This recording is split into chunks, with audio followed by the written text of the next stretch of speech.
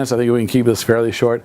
Let me introduce you to Paula. We're going to have her talk in just a minute. Paula.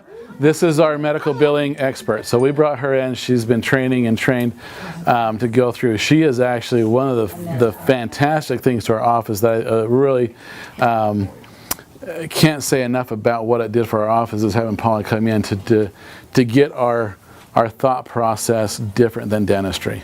Because ultimately, what we're doing isn't traditional dentistry. My wife recently went through a fusion, a spine fusion, C5, C6. Neurosurgeon went in, they go through the anterior here, they peel it apart, they take out the disc, they place a new disc, throw some screws in there, and I'm going through this process with her, I'm going, that's what I do every day. It's titanium, it's not much different, but the mentality is completely different, right? As we brought Paula into this process and learning about medical billing, the idea that we have to change our mindset, the paradigm shift that we are medical providers. We focus and emphasize on the head and neck. I do Botox, I do Juvederm, I do a lot of the aesthetic stuff. My focus is the head and neck. I'm a medical provider, okay?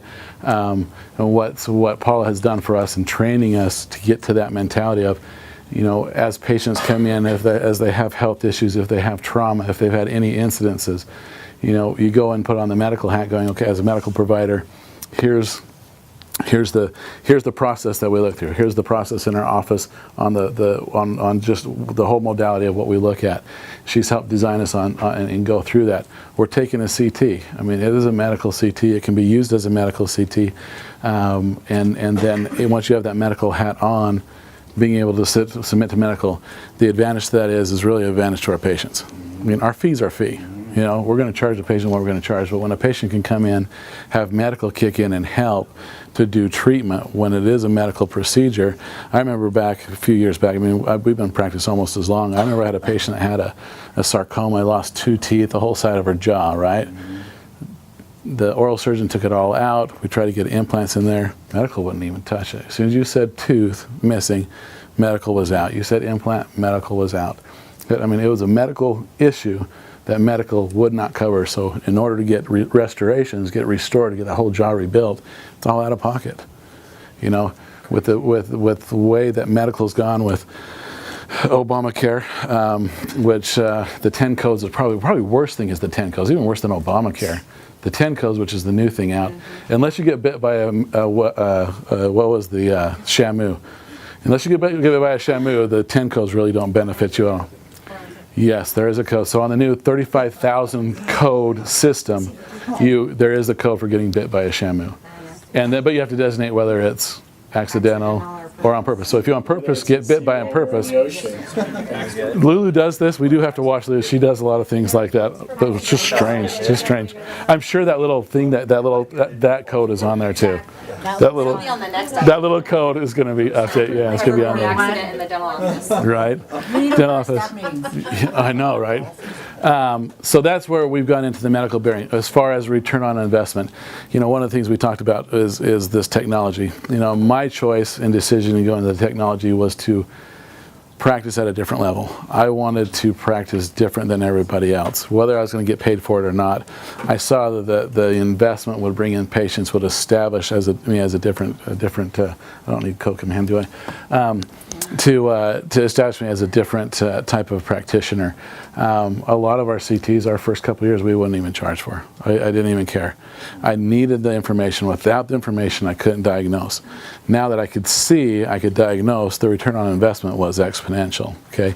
Now as we move into medical billing and otherwise, we can bill out for medical. I think, correct me if I'm wrong, but dental still doesn't pay for CBCTs, do they? Mm-hmm. So only you have to charge out for a panel, which is $120. Yeah. You'll never pay for that machine on a $120 bill, right? So as we moved into the medical arena, being able to submit medical for trauma patients, it's a CT. You can get it read by an oral-maxillofacial radiologist specialist, everything all the way down. Matter of fact, we're getting, and Paul's going to touch us this, but we got reimbursed for guides for occlusal splints. Have you noticed that some of the night guards aren't getting covered by insurance anymore? Mm-hmm. Very few. Very few, right? She's got it to where we've got. I was talking to somebody, yeah. And that comes with the CT. We take that CT, we send them to the primary care with that CT. Now it becomes justified. It can come back. We can do the night guard, bill it out, and the patient now is being able to. So we're going to charge the same for the patient no matter what. The patient's going to pay one way or the other. The treatment's necessary, Right. but educating the patient, being able to provide this service for them is one of those extra things that I think by doing it, it sets our practice a little bit apart from every other dental office that's out there. And that's where some of that ROI, when you look at it, go, if I'm going to invest in this, okay, I can do implants. I understand that. I can diagnose.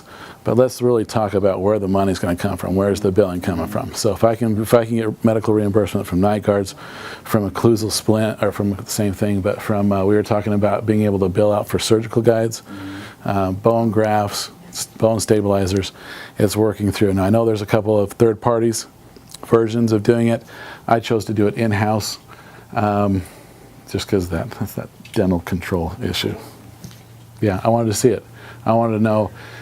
Paula's been great. You know, she's visited and researched. You know, don't do digital. You do it all by paper. A lot of little different tricks that have given the ability to get reimbursement. So I know we've got reimbursed for bone grafts, for implants, have we got reimbursed for surgical guides?